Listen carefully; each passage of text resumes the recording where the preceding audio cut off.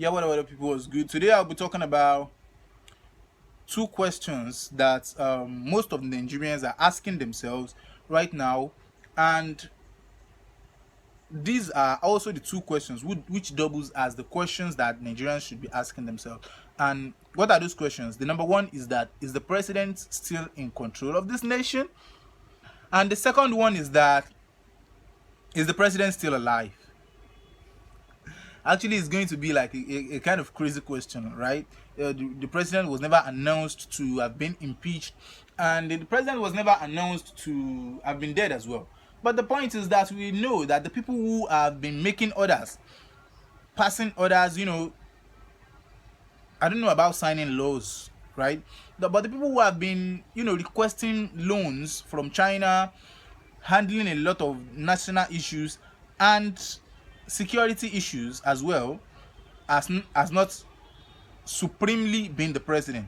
And what I'm trying to say is that a lot of people who are not the president, or let me say, some people who are not the president, or the president is not included or involved or approved any of their actions, they are taking actions about the security of this country without the consent of the president. Just a few days ago, I think day before yesterday, on the 17th, that's 18th of February 2020, Abba Kyari, who is the chief of staff to the president, is being said to have summoned Nigerian security chiefs, the army chiefs, to a meeting. Right? How could the chief of staff summon the army to a meeting? What does that mean?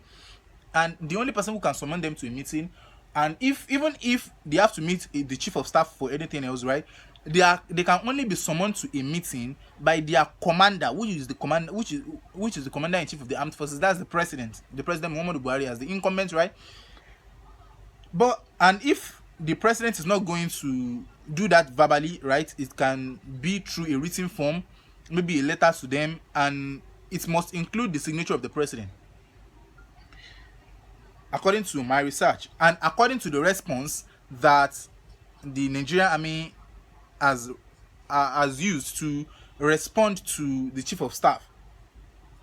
Which means that Abba Kyari and some other people, they are trying to pass military orders without the consent of the president. Can you see that? And the other, and I think the President Buhari, Muhammadu Buhari, he might not have a necessary certificate, but he's not an illiterate. It's not an. I think he's not. I think. I'm not sure, but I think he's not. Most especially when it comes to power and politics. He might not really know much about the law, right? But when it comes to power and politics, right, I think he is not an illiterate in that area. I think he's not an illiterate in that area. So he knows the necessary thing to do. He has ruled this country for 4 years, and he also ruled the country for 3 years as a Nigerian head of state as well. So there's a little we can really say about that. So back to what I was talking about, right? Trying to pass a military order without the consent of the president is a threat to the nation, like a big threat. That means some people are trying to hijack the orders of the president. And there was a time that Aisha Buhari actually said that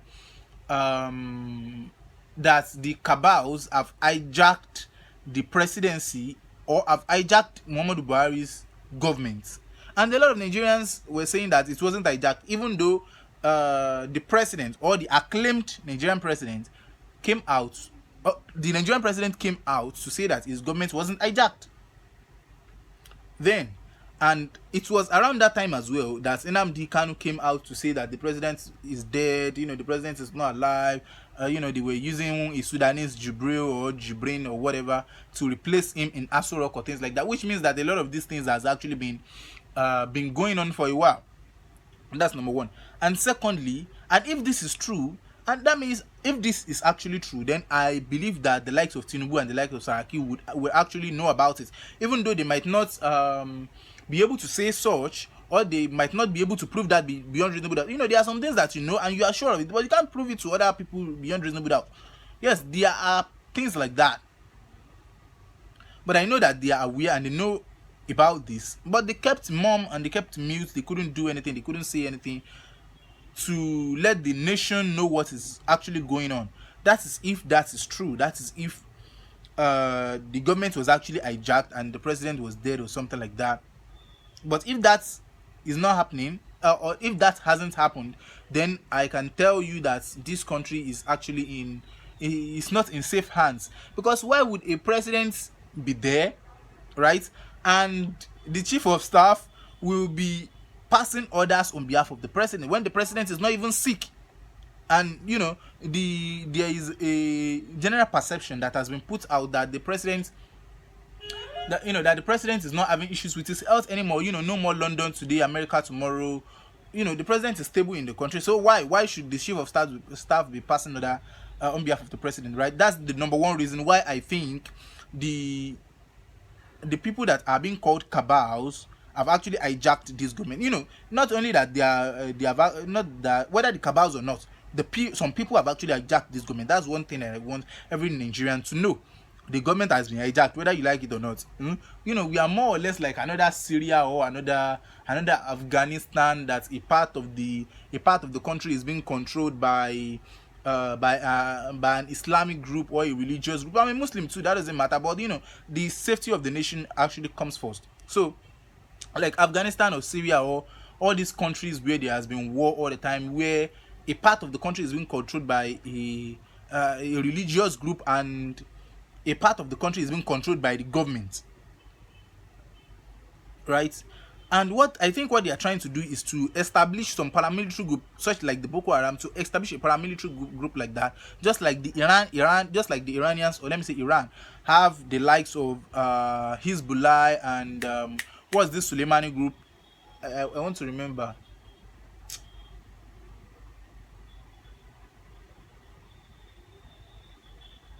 Yes, I can't forget the group that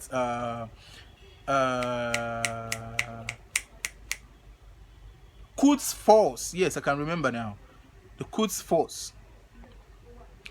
So that Soleimani was actually leading the Quds Force, Hezbollah. They are paramilitary forces of the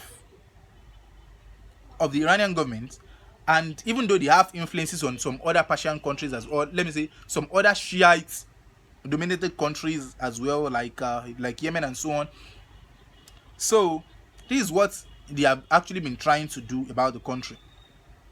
So that's secondly. And another thing why I have so much belief about this, and I'm sure, not that I think I'm sure, whatever I am sure about this, is that how could the press this is actually funny and crazy, right? How can the president of a country, a modern country, right?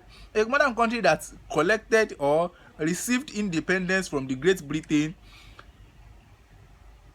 release people who are terrorists and are disturbing the peace of the nation back into the society without them being punished, saying they need to be rehabilitated, saying even the chief of Buratai, who is the leader of the Nigerian army or the number one member of the Nigerian army right now politically, said, either administratively or politically, said that Boko Haram members can be a president tomorrow. What do you think? Someone who actually carries bomb because of some religious beliefs to bomb some other people, you think that person is going to be a good president? Well, I don't know. That person might become a good president in future. But the point is that he can never be a good president if you don't punish him, so that it will sink into his head that what he has done is actually a bad thing, and it is going to have a bad repercussion on him and the people that he is trying to do it to.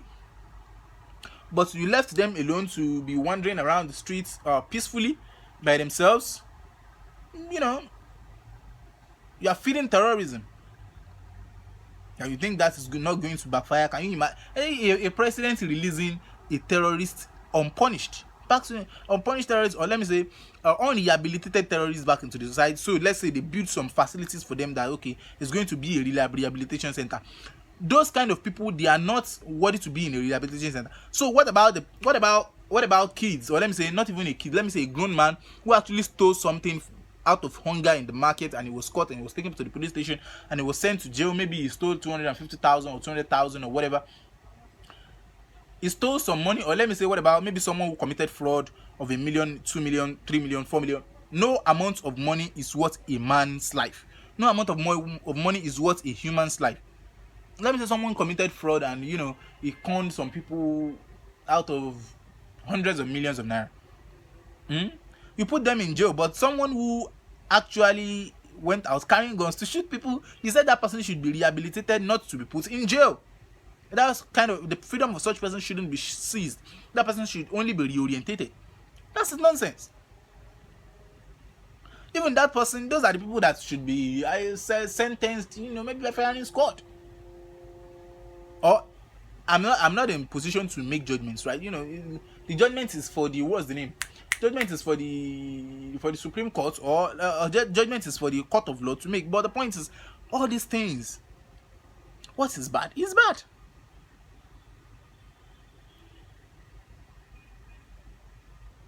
What is bad is bad. So I don't think a sane president would do that. I don't think a sane president would do that. I'm saying this rightfully. I'm saying this. No, it doesn't make any sense. Why would you in the come on? That's nonsense, right? That's nonsense. Buhari actually went to Maiduguri some other time in Borno State, right? Was it not last week, right? The president went there, and an hour after the president left, that location, a location of where he visited was actually bombed. What do you think about that? And you think the president doesn't know about it? It is actually either the Muhammadu Buhari we voted for is not the one that is there now, or Muhammadu Buhari has just decided to be killing Nigerians, and I don't think that's possible. No matter how being a religionist or a fanatic or whatever, or no matter what you are, you are a president. And this is a secular nation, not a religious nation, not an Islamic state.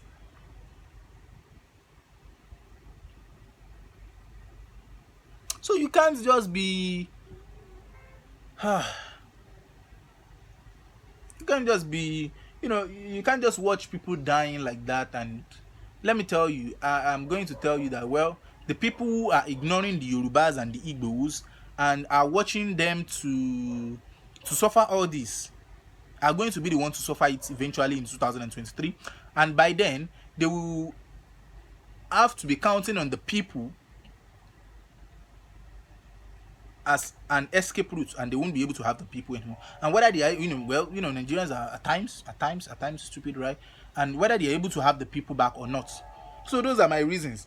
Nobody can just that is undone. Some things should not just happen. The likes of Tinubu who are saying such things and they are not challenging things. Let me tell you, these things are coming back to eat them up, either practically, either politically. I'm telling you. As much as I love Saraki, I love all his political policies, I love everything about him. Let me tell you, I have no problem with him not supporting Jonathan in 2015, right? But I have a problem with him supporting Buhari. I never supported Buhari for once in my life, right? And I know that the likes of Bukola Saraki can see this. He's intelligent enough to know that. I'm sure. If you say, how did they? He is not a soothsayer. How would he know? Bukola is intelligent. He can tell 80% of what will happen politically. Do you think Bukola was rigged out or he was voted out? I don't want to. Dino was rigged out or he was voted out? Whatever. They were out of the Senate, they were out of government, they were out of power, they were out of political offices. Do you think he didn't see it coming? He saw those things coming, of course. He saw it coming, right? But it's the situation of things doesn't permit him to be able to do much to correct the situation. 80% of things in life, let me say, what can I say about this? 90% of things in life is what happened to you 10% of it is how do you undo it, or the other way around. The point is that you are not in control of what happened to you. How do you undo it is what matters.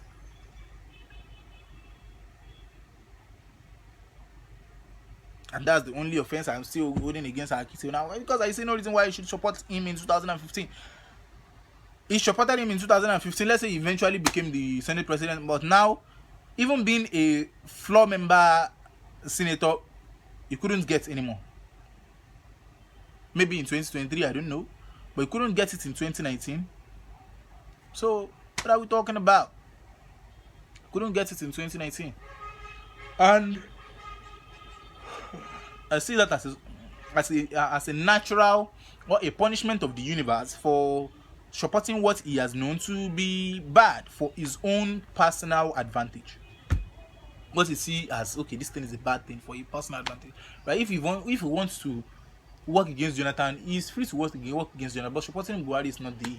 It's not, maybe he didn't want to waste votes, but you have put Nigerians and the people who believe in you, who believe in your legacy, who believe, you are putting them in doubt. That's number one, and you are putting a lot of people in danger as well, because a lot of people are going to follow your lead.